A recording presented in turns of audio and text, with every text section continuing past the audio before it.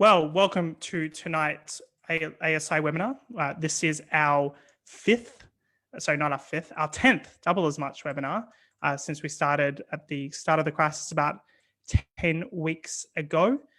So not only have we had an extraordinary amount of research and opinion pieces from all the ASI staff, but we've also had thousands of people whose webinars, which has been a great way to discuss issues and unpack problems that are going on just generally when it comes to COVID, but also just more broadly.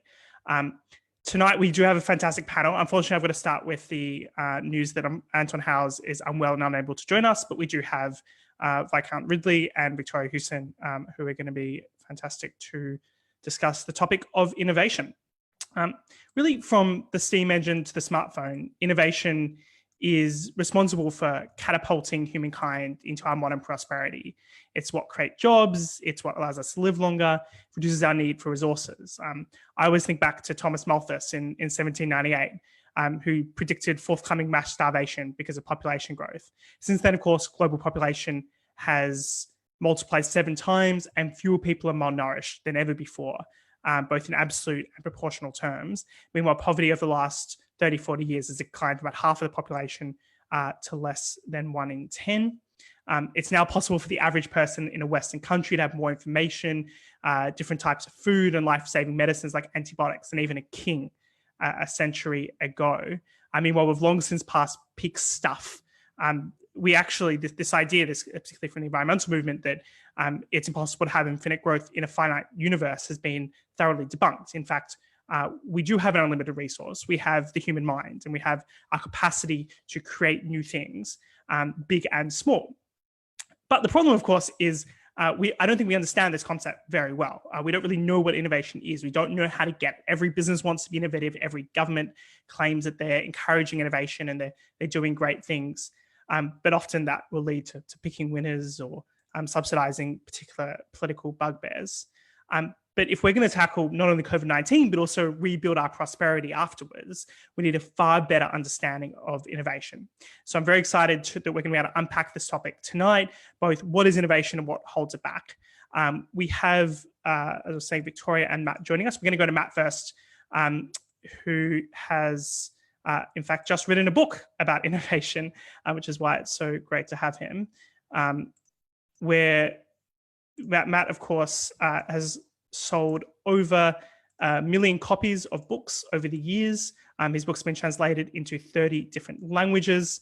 I've been a huge fan of his since back in 2010 when he came to Melbourne to launch, do an Australian tour of his Rational Optimist book.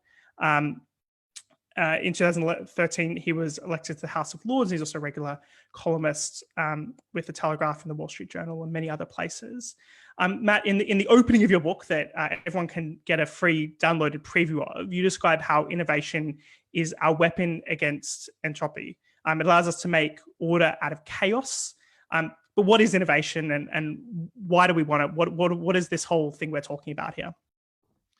Yeah, well, thank you very much, Matthew, and great to be with you and to be talking about innovation because, as you say, I've got a new book on it. It doesn't come out for another couple of weeks here in the UK. It's already out in the US. But by waiting a few weeks, the UK reader can get an afterword at the end of the book about the COVID-19 epidemic. So you get an added value in the UK.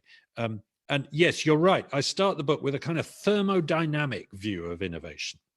I think when you boil it down, what's going on, both in life and in technology, is the creation of order, the creation of improbable structures that are useful with the use of energy.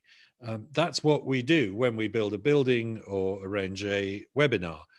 We're making something that is non-random and improbable. It couldn't come about by chance, but we can't do it without putting energy into the system. So energy is the fuel of innovation, and creating surplus energy was a very important part of why the Industrial Revolution led to an explosion of innovation, in my view. And I borrow the concept from Douglas Adams's Hitchhiker's Guide to the Galaxy of the infinite improbability drive, which is what makes one of the spaceships work. I say, yeah, we have got an infinite improbability drive. It's called innovation. It can go on, in theory, infinitely, because it can always make more with less, and it can always develop new ideas, recombining them. But I think to bring it down to earth a bit more, it's important to understand that innovation is not, in my view, the same as invention. Invention is coming up with a new prototype of something. Innovation is making something that is affordable, practical, reliable, and available to people. And that's often much harder work than coming up with the original idea itself. And so what I wanted to do in this book was partly to rescue the innovators from the shadow of the inventors and the discoveries, to give them their own book, as it were. The people, like Thomas Edison or Jeff Bezos, who actually, take an idea and turn it into something practical without inventing anything particularly brilliant in the process. And a key word there is useful. There's no point in innovating things that nobody wants to have. I tell the story in the book of how governments forced us to have compact fluorescent light bulbs for about 10 years. They were always unpopular. We never wanted them. We had to be forced to buy them by the banning of incandescent light bulbs instead. And then, lo and behold, along came a new technology called the light emitting diode, or LED, which displaced them in short order. Had we waited a few years, that would have come along sooner than it did, and we wouldn't have had to go through an incredibly expensive subsidy of compact fluorescent light bulbs. So governments don't know best about innovation. People do, because they're the ones who end up using them. It is therefore a bottom-up process. It's a process that comes about by ordinary people. It doesn't require geniuses. Improving things in small, gradual, incremental ways, and doing so by sharing ideas, by sharing ways of doing things, and doing so by trying things, by trial and error. Again and again, if you talk to great innovators, they talk about the importance of doing endless experiments. They talk about the importance of failure, of how vital it is to make a heck of a lot of mistakes. If you're not making a lot of mistakes, you're not going to make progress, etc. So it's not the old idea that somebody with an unbelievably big brain sits down in a darkened room with the door locked and comes up with a great idea is all wrong. I mean, that was how Samuel Langley tried to invent the aeroplane. He was a brilliant astronomer. He was given an enormous grant. He said, I'm going to build the first aeroplane. He didn't talk to anyone. He kept it a secret.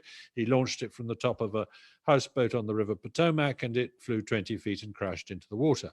10 days later, two bicycle mechanics from Ohio, who had been tinkering with gliders for 10 years and talking to everybody they could come across everywhere in the world who understood how birds fly or how gliders work, and had tested everything to destruction, did indeed get a powered airplane into the air, and no one believed them because they were just two bicycle mechanics from Ohio.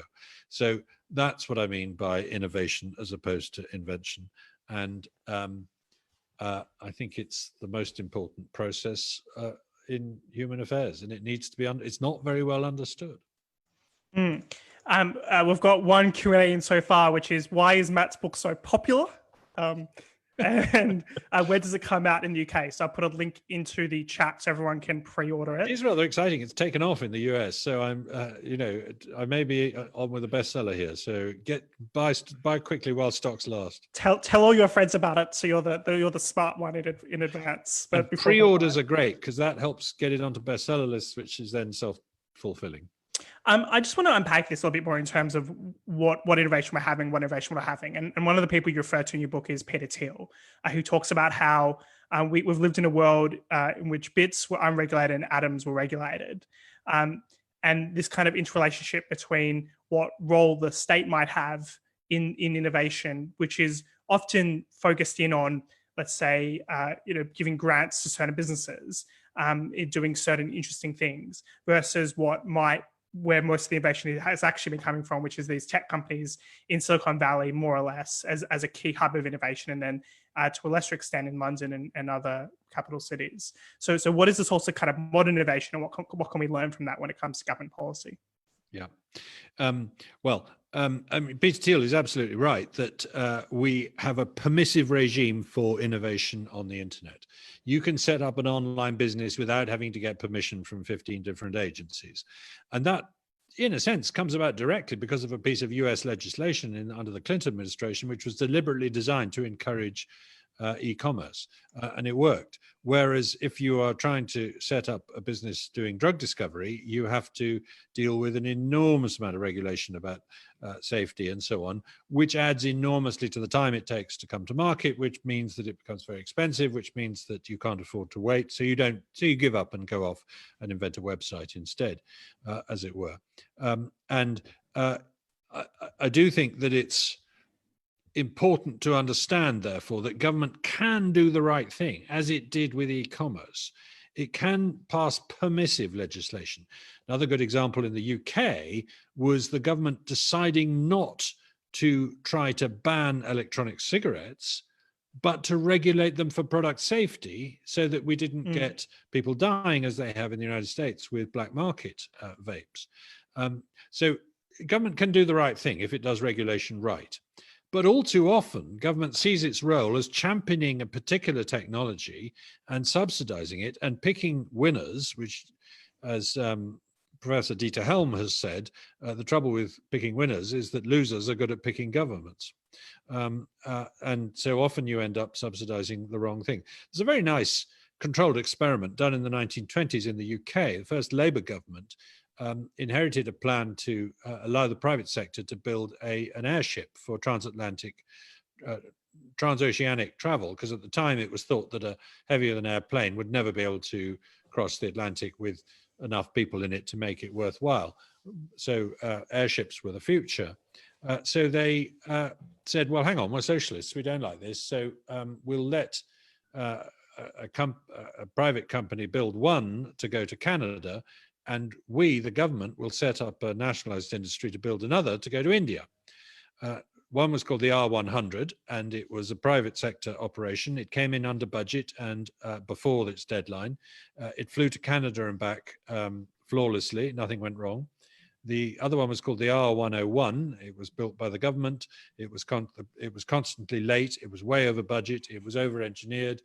It crashed on its maiden flight before making it, having only just made it across the Channel in France, and it killed 48 people. And it killed the whole industry. You know, the airship industry never recovered really from that episode. So there are plenty of similar examples. Yeah, I think I might bring in Victoria Houston here, who's going to talk a little bit about the regulation side. So Victoria is the head of regulatory affairs and a research associate at the Institute of Economic Affairs.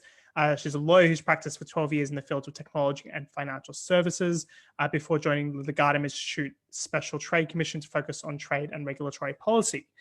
She's published quite extensively on the implications and opportunities of Brexit, but more recently it has headed up a new project, the IEA, on regulatory affairs program. It's often said as a premise that the state has shrunk since the 1980s when the government started privatizing assets. So we had this kind of, Thatcher, Reagan consensus. But in many ways, when you start digging down into the details, not only has state spending increased, but in particular, the less seen but quite substantial role of regulation has expanded. So for time and time again, we see expanding roles for organizations from Ofcom to Ofgem, doing more and more things and intervening more and more in industries. Your report in March, Victoria Rules Britannia, began the mammoth task of analysing regulatory burden in the UK. I was wondering if you could tell us where you're up to with your project. Just you can give us a broad understanding of what is regulation, who makes this regulation, and then really if we can connect that to this issue of innovation and competition, the impact it might have on that. Yeah, sure. So Rules Britannia sort of tried to ask, really going back to first principles, drawing on a whole legacy of literature on the subject published by the IEA and others over the decades since those privatizations that you mentioned, when regulatory policy sort of started to become a thing. And what we're trying to do is to assess regulators and assess regulations by reference to their own objectives. Because I think from people on our side of the fence, free market fans, often talk about deregulation and say that there are too many regulations and it's stifling business and it's stifling innovation. But then quite often we struggle to come up with definitive examples of regulations that we don't like and regulators that we'd like to get rid of. And then we get accused of not caring about the environment and not caring about consumer safety. Whereas in reality, we do care about those things. We just think that oftentimes the regulations that governments and regulators put in place aren't very successful in dealing with those things and have serious negative effects on the economy, and often don't really even succeed in achieving the things that they were set up to do. So we are going to, over the coming months and years, start producing a database of regulators and assess each one against what their statutory objectives are and the extent to which they are achieving them. Are they underperforming? Are they overreaching? Which obviously I think it's probably, you know, without wishing to prejudice the research, I think a lot are, and they tend to almost engage in their own policy making, and that has serious implications for business certainty and the rule of law. So we'll be looking at that kind of thing. And we'll also be doing individual case studies of specific regulators who are particularly powerful and influential, and have, certainly in the case of the ones who I have in mind, or ones that is coming up very soon, in the first week of July, is a case study on the Information Commissioner is coming out, a hugely powerful regulator with massive influence on innovation and technology. They basically regulate everybody's use of personal information across the entire economy. And so they have huge powers and influence on innovative sectors. And then we're probably going to do one after that later in the year on one of the regulators in the field of financial services, where again, it's fair to say that innovation in financial services has been seriously curtailed by heavy-handed regulation. And one of the things that I really discovered when I was writing Rules Britannia is that successive governments have been trying to adopt better regulation initiatives and policies, and we've had loads of them. We had the Better Regulation Task Force, we've had a bonfire of the Quangos, and we've currently got a business impact target that tries to save, I think the current target is that they're trying to save £10 billion a year in economic costs to business of new regulations. And they do this by carrying out these impact analyses and cost benefit analyses. And you have to net off any new costs of new regulations by achieving deregulatory savings elsewhere. And they actually met the target in the last Parliament. So you would think, well, fantastic, we must be living in a golden age of deregulation where businesses are being freed from red tape to grow and innovate.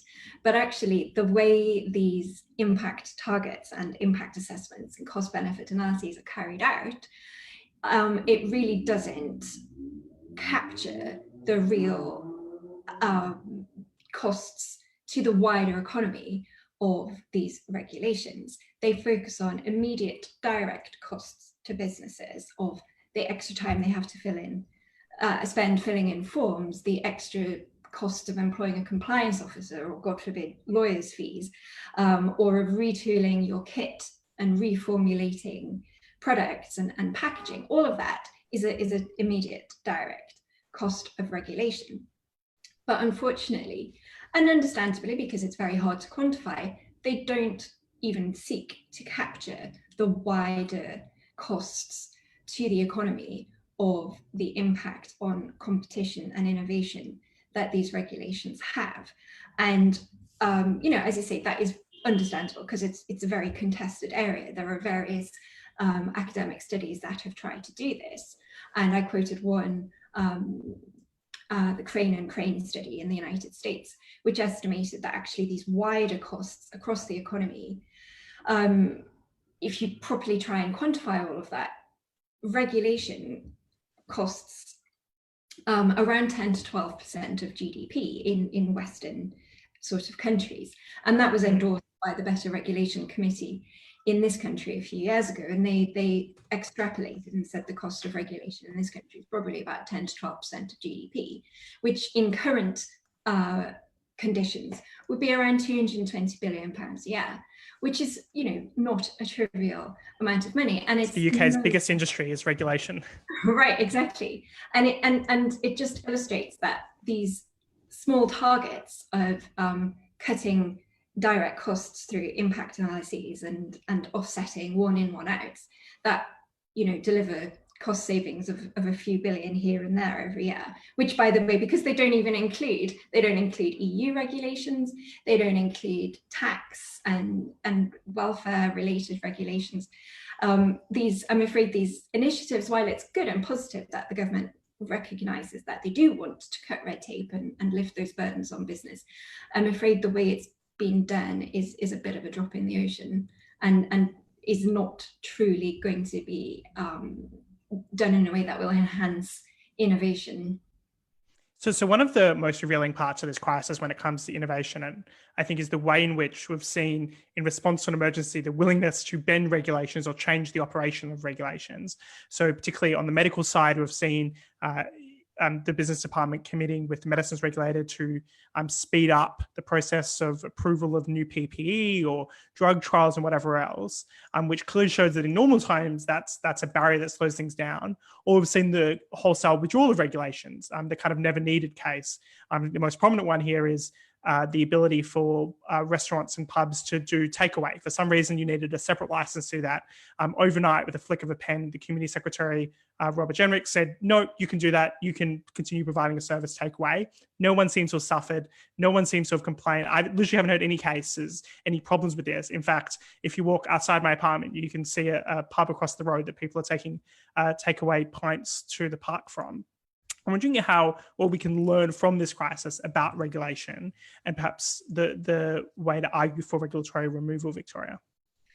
Yeah, it's a great point. And I know in the early days of the lockdown and the various pieces of legislation that were passed that achieved those planning reforms that you mentioned, a lot of us got, I guess we were trying and find a silver lining somewhere to this crisis. And we thought, maybe this will help us to show that lots of these regulations aren't needed. They're not really helping.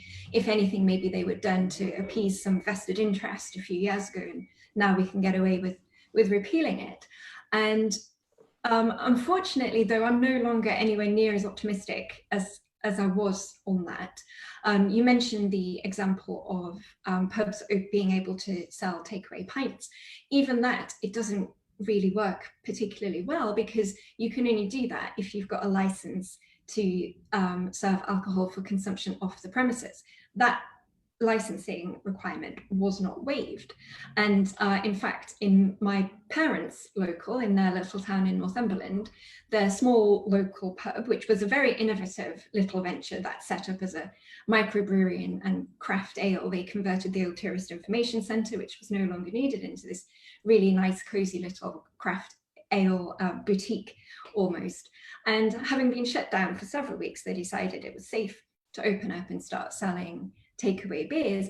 And 2 cars full of police officers arrived to tell them that they had to shut down because they only had a license for consumption on the premises. And I mean, one would have thought potentially the police might have had better things to do, but apparently not. And so I'm a bit concerned that while, yes, restaurants, the laws changed to allow restaurants to deliver, that was positive, but there was so much more that could have been done and wasn't. And in the overall context of all of the horrific regulations that were added, such as we couldn't leave our homes without reasonable excuse, and the police were given tremendous powers to enforce that, and take people off the streets if they suspected that they might have the virus. And now the rules are now we can leave the house, but we can't have people in the house. So I really think that while it was a nice thought that we would see a great flourishing of deregulation to try and turbocharge growth and make it easier for businesses to survive the COVID challenges, I am now much more pessimistic that actually you end up with 2-meter social distancing laws being regulated into health and safety, for example, which will not really be good for growth or small businesses at all. Yeah, and I think part of the good element here is that the government did create separate legislation for the emergency that presumably at some point, hopefully, will be withdrawn in its entirety. So hopefully some of the worst of it will go. I just want to bring you back because I know you wrote a piece a couple of weeks ago on the Sunday Telegraph with David Davis about how much of the problem with the regulatory state is not necessarily the fact that there's regulations, but the fact that there's dilly-dallying, that it slows down things from happening, and just the time cost to business makes a lot of things impossible. So I don't even expand on that point, and just perhaps how even that's continuing to affect this crisis, or we've seen a little bit of change on that front in this crisis.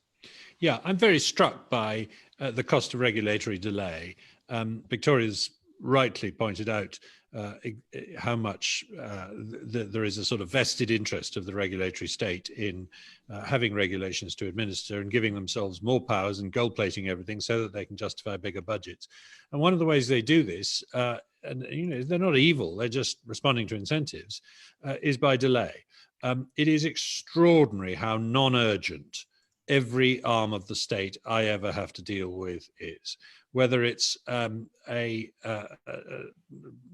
Victoria and I are both from Northumberland, which is the greatest place on earth, and that's why we're so brilliant. But I'm going to give you an example from Northumberland of working with a local angling club to try and get an old fish pass reopened past a dam. And everyone agreed it was a good idea, including the water company and all that kind of thing. So we said to the Environment Agency, you don't mind if we just reopen this fish pass, do you? And they said, oh, hang on, we've got to consult our fish pass committee. No, sorry, we've got to consult our water abstraction committee. We said, we're not abstracting the water, it's going out and coming straight back in the river 10 yards further down. Yeah, but it still has to go to the water abstraction committee. Well, can you please ask them? Well, they don't meet till March. Right, well, how about ringing them up? No, we've got to wait till their meeting. In March, they met and they said, there's nothing to do with us. The water's going straight back in. You shouldn't have to ask us. So we said, right, that's what we said in the first place. Can you please approve it? Well, it should go to our fish pass committee. Oh, well, why didn't you tell us that in the first place? When does your fish pass committee meet? I don't know, August or something. So we had another 6 months of waiting. And the Fish Pass Committee, after a lot of deliberation, said, yeah, there's nothing wrong with this. Go ahead and do it. So they called me up and said, yeah, you can do this. And then about a month later, they said, when are you going to tell us how you're going to do it? And I said, well, we did it. We did it the weekend after you said we could. It's working. The fish are running through it. What? We thought this was £1 million project. Well, it would be if you'd been in charge of it. It would have been, but we were in charge of it. So I bought the sandwiches, and someone else brought along a borrowed digger, and it took us about 4 hours of work, about 16 people. That's how we did it. Now, the point is that year's delay to get that incredibly simple thing done didn't cost me or anybody else anything. But if I'd been an entrepreneur, and that thing, instead of being a fish pass, was a diagnostic test for DNA of a virus, then I would have given up and gone away and developed a new website instead. Because it's just not worth banging your head against a brick wall. In Europe, on the whole, it takes between 40 and 70 months, 70 months, to get approval for a new medical device. How many entrepreneurs can wait that long? Of course they can't. And we are seeing the results now. There is no reason we couldn't have had point-of-care, rapid DNA diagnostic tests available all over the world at the start of this epidemic. But the reason we haven't is because doing a sort of iPhone for diagnostics is just too much trouble. And whenever you deal with the bureaucratic state, I find, I'm doing this at the moment on another issue, You write them a letter saying, right, this is our decision on that point you wanted us to decide on. And they come back and they say, well, what about X? And you reply by return, and they come back after 3 months or 3 weeks.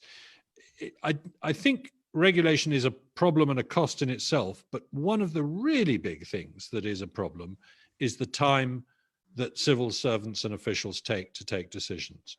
Because and I think it's time is money for entrepreneurs. Absolutely, and I think businesses often give up. I think a good example of this is the case of the Apple Watch. It has a pulse checker, but it actually, at least in some versions of the Apple Watch, they built an oximeter into it, which can tell you your blood oxygen level, which as a diagnostic tool for COVID-19 is extremely good, because one of the things we now understand COVID does is it reduces your blood oxygen level, sometimes without you even realizing, and you kind of taking deeper breaths. And if it goes below a certain level, you should probably be in hospital and get oxygen support.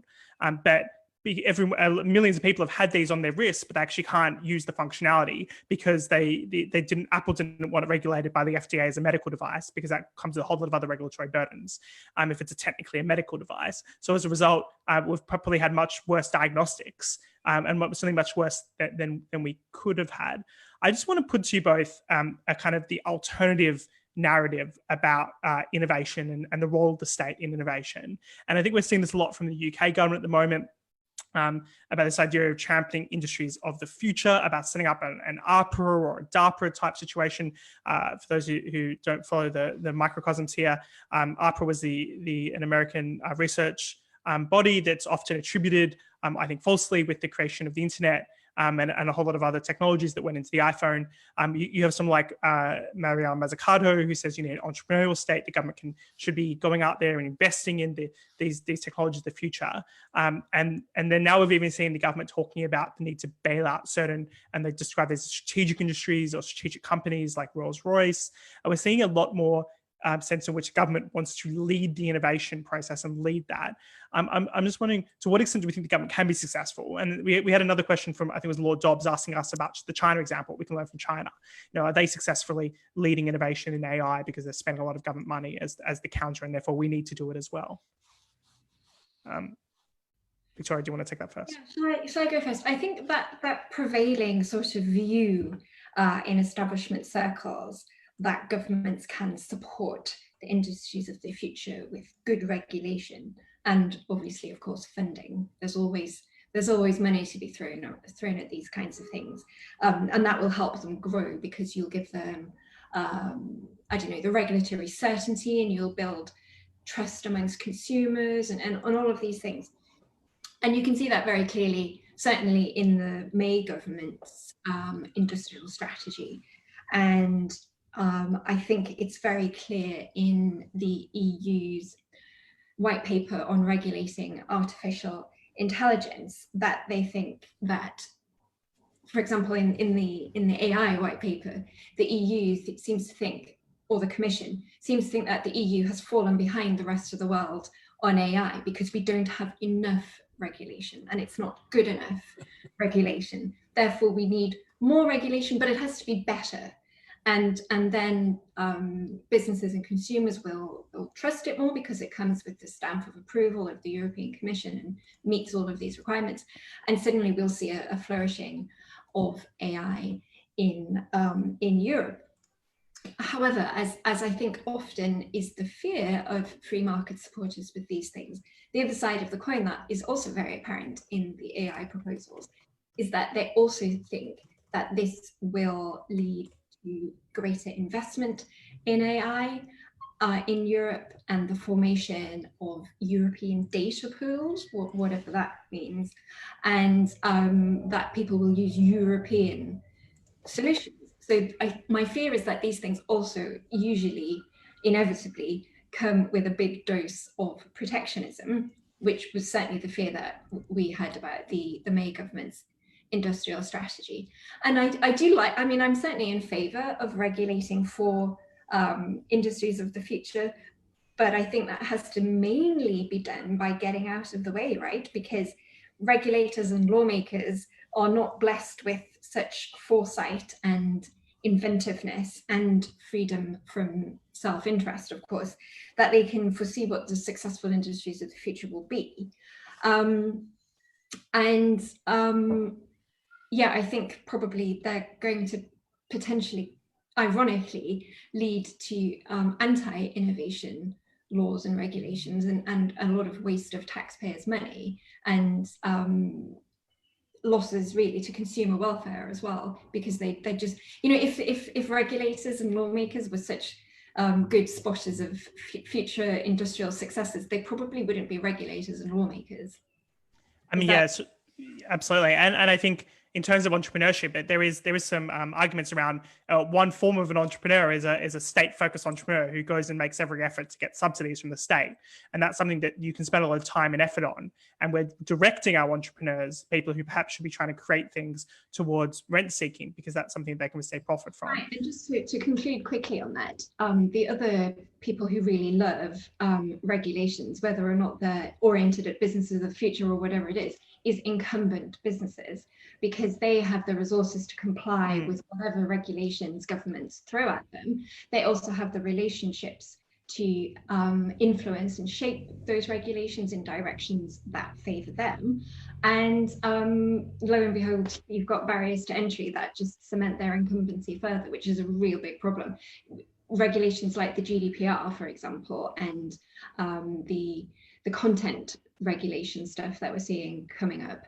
The GDPR benefited nobody more than Google and Facebook, because it drove their smaller ad tech competitors out of the market. And you can see the exact same thing happening with future content regulation, like online harms and all of that. Absolutely. Kind of Yeah. Matt? Just on the point about DARPA, I think this government is in danger of misreading the history of DARPA. And Terence Keeley has made this point very powerfully, that that what they think happened is that in response to a panic over Sputnik, when there was a worry that the Russians might be getting ahead in technology, the US government quickly decided that it needed to pour money into technology and innovation. And it did so largely through ARPA. And that the result of that was the internet and everything else, blah, blah, blah. Actually, that's a misreading of history. What happened was they set up a hugely centralized bureaucracy for funding science research, which became more and more obsessed with defense research, turned into DARPA. And at a certain point, a lot of the talent left it and went off and joined Xerox PARC, and then eventually Fairchild, and formed all the technologies of Silicon Valley. So far from the DARPA story telling you that government needs to champion technologies, it tells you that government needs to release people. It's when people leave it. And also, if you look at the history of the internet, yes, there was a thing called the ARPANET that was used within the network of DARPA labs in different places. And yes, some of the people working on that said, hang on, we could make this encompass the whole world. But when they eventually succeeded in doing so, it was by abandoning an increasingly bureaucratic and complicated top-down effort at making the internet called the OSI, which was bogging down in international debates about who should be allowed to say what about what else. And instead, somebody just going off and doing a cheap and dirty version of the internet using a protocol called TCP/IP, which came out of Cisco, a private company. So again, it is, you know, these stories are not stories of government successfully championing technological development. And what they miss again and again is the serendipity that comes with innovation, that you set out to do one thing and you end up achieving another. You know, the World Wide Web was an accidental discovery. So was CRISPR, genome editing technology. So was the Post-it note. So was Kevlar. So was Teflon. People were looking for something else and they came up with these things. So what we want to do is let 1,000 flowers bloom and be surprised by what comes out of it, not champion particular technology, because government think they're good at picking winners, but losers are good at picking governments, as Dieter Helmers put it. I think it's absolutely right. And there's a very good representation of this in one of my favorite movies called Pirates of Silicon Valley, which is really about the competition between Bill Gates and Steve Jobs. And it's this amazing moment when Steve Jobs goes in and effectively raids Xerox PARC. So you've got the people who began it in government, and then they went to Xerox PARC. So it's still quite a bureaucratic organization. And Xerox PARCs kind of existed because they needed to spend money on the stuff as part of some agreements with the government, in fact. And Xerox PARX actually came up with the idea of the point and click mouse. And they tried to sell that to Xerox. And they said, we've got this great thing, you no longer have to type, commands into a computer. You can have a mouse. And this is an amazing moment in probably fictional, but in parts of Silicon Valley where they go to the Xerox board and they put a mouse down, this kind of ugly little weird thing down on the boardroom table. And it was like, they said, just like they put a dead rodent down on the table. So Steve Jobs paid Xerox a little bit of money in order to just go around and have a look at what they were doing. And if you can see Xerox PARX, I think in your model as the kind of inventors, and then Steve Jobs and Apple were the innovators who took the ideas of what they thought they saw at Xerox PARX and made it into a consumer product in the Lisa and then in the Apple Mac. So the stories of these are often mistold. And I think it's same with the iPhone, that some of the original technologies behind the iPhone have patents that can link to governments, whatever else. But that doesn't mean that much if it's not actually delivering a product to consumers. Right. I mean, Mariana Mazzucato makes the point that the touch screen came out of a publicly funded PhD at a university. Well, it needed a hell of a lot of work to turn it into something. And it wasn't a PhD whose funding was deliberately trying to invent the touch screen. It came out as an accidental spin-off. So I think, given that government is taking 40% of the money in the economy at any one time and spending that, I jolly well hope some of it ends up supporting a bit of innovation, because otherwise it's wasted. Otherwise it's not going to help the economy at all. And it's not like we know in advance which parts of the huge amounts of government spending are going to lead to innovation. I want to just take a little bit of a different track. I know we don't have Anton here, but I'm still kind of interested in this question that Madsen Piri has put in, my boss. He's kind of asking about, does innovation depend on the prevailing cultural attitudes of the people of time, or does it happen because of kind of ongoing historical trends? And I know, Matt, you have some disagreements with Julie McCloskey and her kind of, I suppose, more postmodernist version of innovation comes purely because of a certain cultural attitude at the bourgeois etiquette that came in 19th century Britain. I don't know if you can put your views on that, and then Victoria, I'd love to hear from you on that topic as well.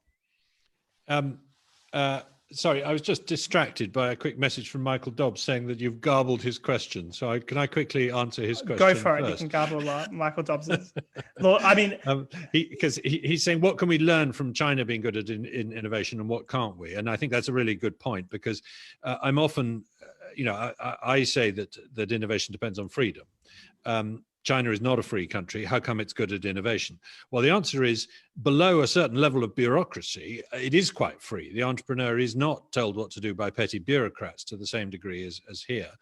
But that is because for 20 or 30 years after Deng Xiaoping, there was a great deal of liberalization in the undergrowth of the economy, while nothing was happening to liberalize the politics. And I suspect under Xi Jinping that is being slowly eroded and destroyed. So I think they will kill the goose that lays the golden eggs. So but the one thing we can learn from China is speed of decision making. If you decide to set up a new lab or a new factory or something to do a new thing, you can do it in weeks in China, and it would take years here. And I do feel that's a good lesson for the rest of us. Speed, faster government. Anyway. Just remind me very quickly the topic of your main question. The Gigi McCloskey culture versus historical trends to innovation. Yeah. Well, clearly you do get a self-fulfilling culture whereby people work hard and do a lot of innovation. And, Victoria and I are both from Northumberland. In the days when George Stephenson and, Parsons and all these incredible people were doing incredible things in the northeast of England, there was a culture of innovation in this part of the world, just as there is today in Shenzhen and there was in 1500 in the Italian city-states sort of thing. So yes, it does seem to be contagious in some sense culturally, but I don't think it doesn't depend on, sometimes people say, well, isn't it incredible that we had all these geniuses living at the same time? No, it was the system that made them geniuses. It was the way they communicated, etc. Victoria.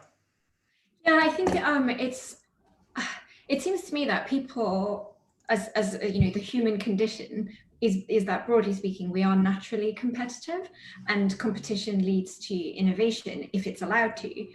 And I think, for example, it's often cited, although not incontestably by economic historians, that it was the competitiveness of all of the independent states in Europe that led to great innovation in military technology, as they were all, let's say, competing with each other, in over hundreds of years of having wars. Now, I'm obviously not saying that we need to, facilitate some kind of industrial military complex or anything, but I think competition really has to be at the root of it.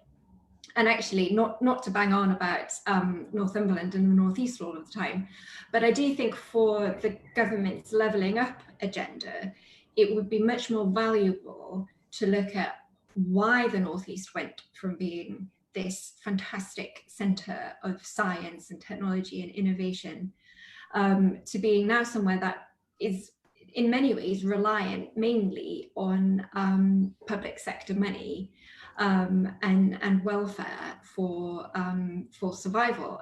And I don't think that's because the people in the Northeast suddenly became stupid and lazy. I think clearly there have been other things that have happened in terms of the development of the economy in this country, and potentially, bringing some of that competition back into the regions by empowering local councils to have a bit more power in tax raising and local development policy would help to spur some of that competitiveness and really facilitate innovators and entrepreneurs to do more without just constantly being a case of we need more government funding for everything. This is a question from Eamon Butler. Probably also for you, Victoria, first, which is every regulation is there because some industry or group has campaigned for it. Does this mean that every attempt to cut regulation must end in failure because some interests will campaign to stop it? It's really the kind of public choice thinking. It's hard to disagree, sadly, pessimistically with that. I think a great example, actually, is the chemicals industry regulation, another one with a strong Northeast connection, the Teesside chemicals industry. When I was a young lawyer in Newcastle, just qualified, the REACH regulation was just coming in. And at the time, I have to say, we were just horrified with it. It was huge, it was vast, it was costing hundreds of thousands, if not millions of pounds to comply with these incredibly detailed and prescriptive regulations on the import and authorization of chemicals. And it had huge effects across the entire manufacturing industry because every single chemical that every manufacturer used had to be logged and authorized. And ultimately that's had a very strong protectionist effect on European chemicals producers. It's massively cut out the amount that they can innovate, and I think some German chemicals manufacturers actually moved their R&D hubs out of the EU because they couldn't really do what they wanted to do within the EU. But as far as their basic production was concerned, it was fantastic. It put up very big protectionist walls. But I have to say, certainly when I was the young up-and-coming solicitor, the smaller companies were absolutely horrified by it because it was just such a huge cost to them. Now, however, what are we, 20 years or so on? And if you mention to anyone in the chemicals industry that, the UK might be able to reform or get rid of REACH or diverge away and do things in a different way, you will be met with utter horror because now it's become the baseline that incumbents will cling to, and it's a barrier to entry for foreign providers or new providers to actually getting in and competing with them. So I have to say, experience suggests that Eamon is absolutely right, and we will have a battle on our hands to get rid of anything that's particularly high profile at all. And it's why the government's efforts, while laudable in terms of these 1 in 2 out or 1 in 3 out or however many we're up to now and the business impact target are good, I suspect that anything really meaningful, any of the really big ticket items we will really struggle to make a meaningful dent in. Yeah, I had this experience once when I was told about I think this was coming from some UN chemical regulations in the last 5 years or so, changes. And I was told about this particular company that my father had a contact with, and I got in touch with the guy, and I was kind of just spoke to him a little bit too late. So by the time I spoke to him, the regulations had already come. And although he was frustrated about them first, he'd already adapted to them and all spent all the money. Didn't really care about the issue anymore, because once you've spent all the money, it doesn't really engage you Exactly. as an issue. That's a sunk cost, that's gone. You're never going to get those investments. Exactly. Matt, just on a slightly different policy issue that can impact innovation, I had a question in about intellectual property protection. Do you see IP as a help or a hindrance to innovation? And what's your view on alternatives? Often it's spoken about prizes as opposed to IP, or how can we best stimulate innovation? In my book, I argue that intellectual property has become much more of a hindrance to innovation than a help. I think the evidence is fairly clear on that. Where countries have strengthened their intellectual property, it has not increased innovation. Where they have weakened it, it has not decreased innovation. Take, for example, the pirate music industry, the streaming of music, which has destroyed intellectual property in music. The copyright issue was sort of blown out the water. Has that resulted in a complete collapse of songwriting and singing by performers? No, it hasn't. There's just as much as ever. They have to work a bit harder. They have to do more live gigs. They can't sit back and let the royalties roll in from Hey Jude the way they used to. So I think that's the evidence that when you get rid of it, when a patent expires, you get a flourishing of innovation often. This has happened very recently with 3D printing. Some key patents have expired. The cost of 3D printing has come down. The variety of things are available. I examined the case of the expiry of the patent on corrugated iron in the middle of the 19th century. This led basically to a sort of explosion of new uses and new types of corrugated iron. It happened to be about the time when Australia was being settled, and Australia became the spiritual home of corrugated iron, I understand. You'll tell me whether that's right or wrong, Matthew. And so on the whole, intellectual property is overrated. It's far too long as well. It's far too inflexible. It's far too easy to get it. We've passed rules saying that copyright is automatically asserted for 70 years after the death of the author. That means that if I live another 30 years, it'll be, which I probably won't, but if I did, it'll be another century before my heirs and successors stop earning money from my books. Well, that's ridiculous. What have they done to deserve that? Let's get away from the kinds of intellectual property we have. Unfortunately, we just keep strengthening it under lobbying from various industries. It's a hugely protectionist thing. What we should do instead, and it's a pity that Anton Howes isn't here to talk about it because he's really good on this. We will have him back for something else. Have him back. Well, he's very good on the idea of prizes, and in particular prizes that are not just lump sums, but are advanced market commitments. So for example, the Gates Foundation did a very good job of eliciting new vaccines for pneumococcus for the developing world by saying we're going to give a lot of money to whoever develops this, but only in the form of a subsidized price that so that you can sell it cheaply but make a profit from it. And that worked very well, and hundreds of thousands of lives have been saved as a result. And the great thing about a prize is it doesn't pick a winner. It allows for an unexpected, serendipitous solution to the problem. And of course, the Longitude Prize in the 18th century was the classic example of this. It was supposed to go to some clever astronomer or mathematician who worked out how to calculate longitude looking at stars. Instead, it went to a humble clockmaker from Yorkshire who said, all you need is a clock that doesn't lose time on board a ship. And then you can tell what time it is in London and what time it is where you are. And from that, you can tell where you are longitudinally. So a question from Mark Tennant. One of the most controversial areas of regulation is in farming and food, hence the recent amendment or failed amendment to the agriculture bill. Is there room for deregulation here in which we allow an easier path for government in trade negotiations without jeopardizing the UK's quality brands? Where are you at on food regulations and trade deals, Victoria? How do we defeat the National Farmers Union? This is going to be a huge battle because the NFU the farming industry generally is still, as it always was throughout the history of the free trade battles in this country, very influential on the Conservative Party. And it's also an emotional subject close to the hearts of British people because it's so closely bound into ideas about the countryside and rural ways of life. However, the kinds of amendments that the opposition and some Tory backbenchers put forward a week or so ago to the agriculture bill would have not just prevented us from doing any free trade deals with other countries, it would have locked us into what I forget who came up with this phrase. It might have even been you, Matt. The UK as part of the Museum of World Farming. That is. It was Owen Patterson, my brother-in-law. Was it Owen? It's a great line.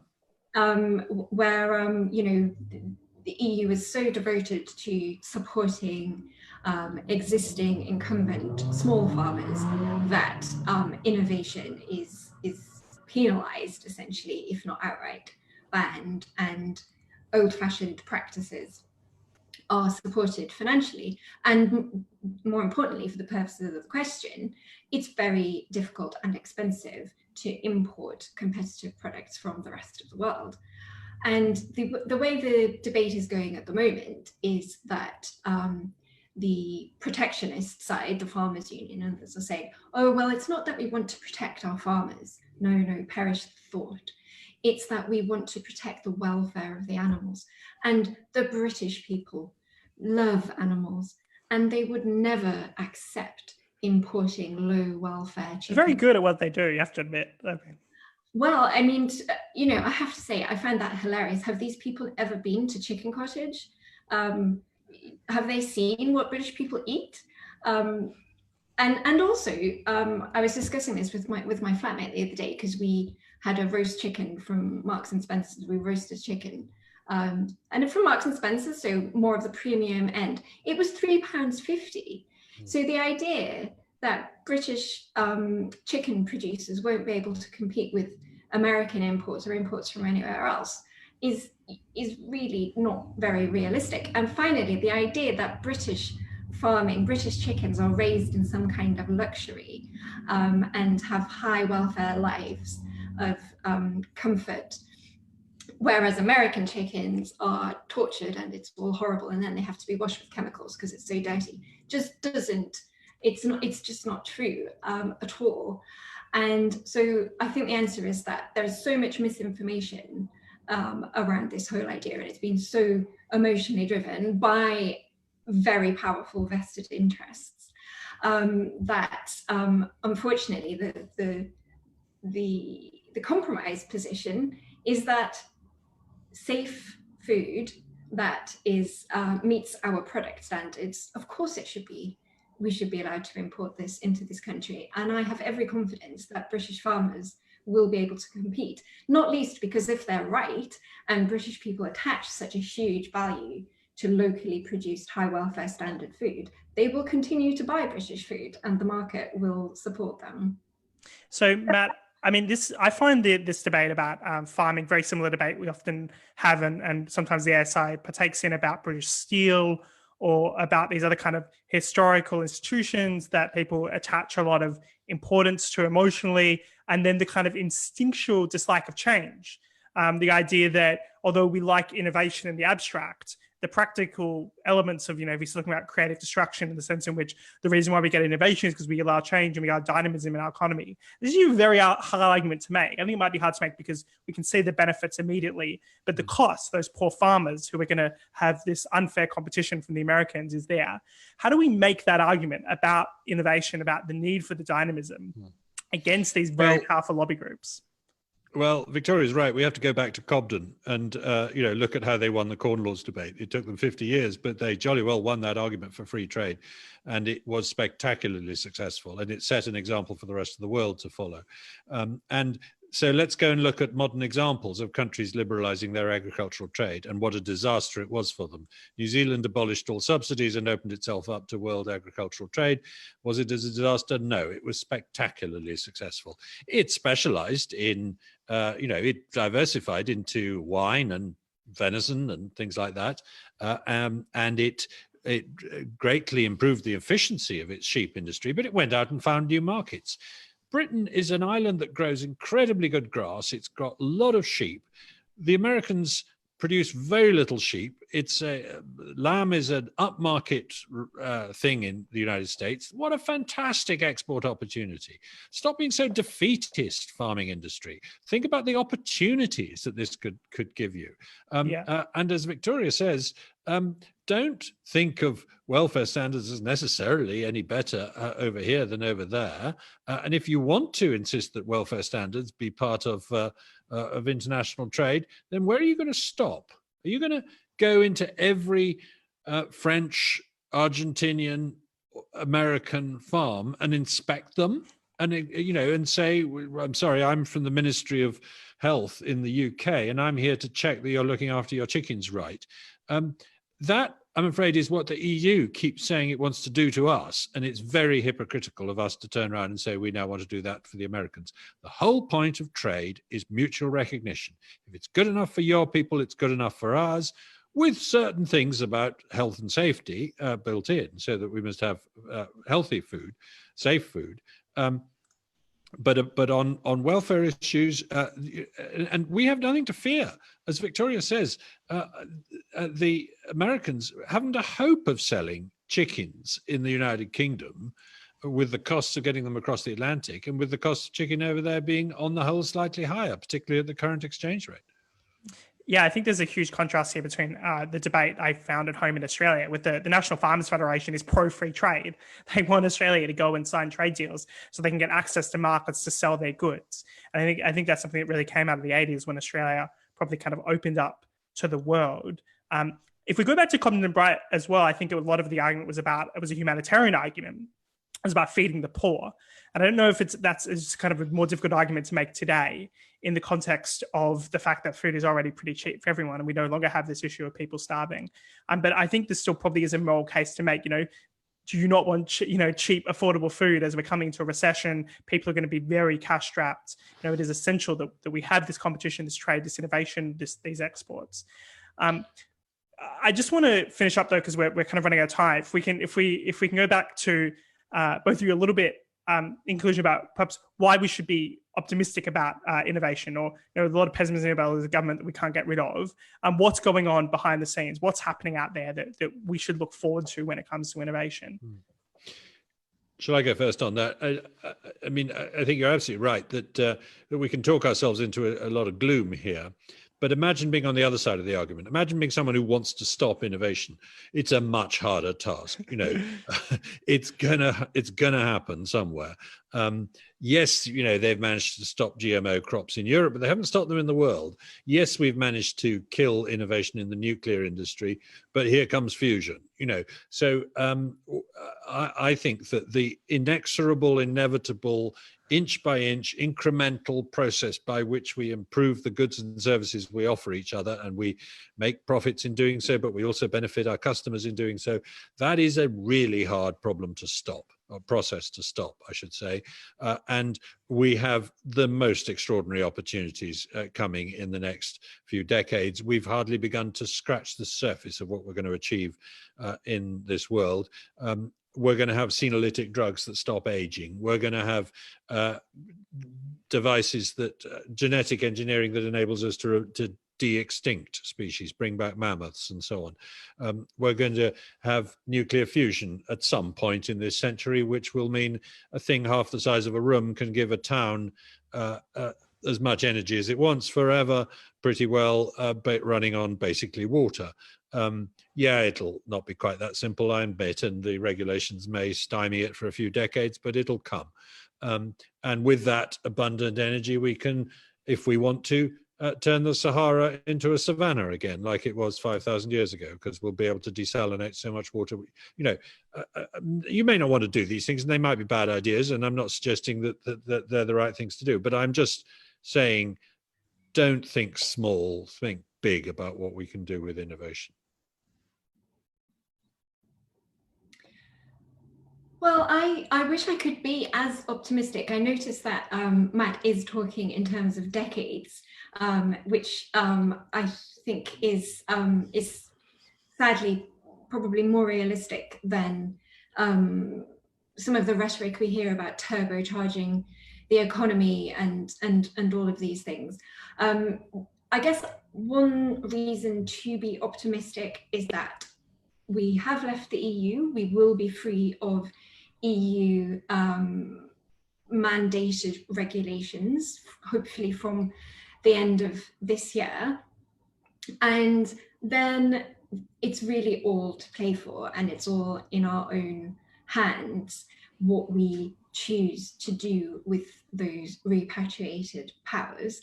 Now, I suppose one could be optimistic and say, freed from the dead hand of European vested interests and unaccountable institutions, we will be better at lawmaking and better at regulating, and hopefully regulate a bit less. However, again, to strike a slightly pessimistic note, we might do it even worse, and certain things on the horizon, I alluded before to online harms, those kinds of regulations will be deeply damaging to innovation in sectors that historically have been the most innovative, social media and internet powered sort of technologies. So there is so much potential. I absolutely agree with that. But my slight note of pessimism is that I think there's also a lot that can go wrong, but with overzealous lawmakers and regulators, and a slight fear that while a lot of regulations have been tackled during this crisis, there could equally be an appetite for even more of a culture of safetyism and precaution as we emerge from it. And I'll just say finally, my dad's just reminded me in the comments, I should say, when the lockdown is lifted, everyone should go to the Cock and Bull in Amble to support their innovative microbrewery. Sounds like a great idea to me. We'll do a road trip up, Victoria. Thank you very much, Matt and Victoria. I think it was a fantastic discussion. Everyone should go out and buy Matt's book, How Innovation Works, out on the 25th of June. Read it before everyone else does and sound much smarter and better than they do. And also you can have a look at Rules Britannia, which is Victoria's report on regulation, or her second report I've also put in the chat earlier about AI regulation. And Matthew, I just wanted to say, all good seminars should end with a pint. So let's promise each other, the three of us, nobody else, will meet for a pint in the Cock and Bull in Amble. Sounds like a plan. Thank you very much. And we'll be back next week at the same time for another ASI webinar.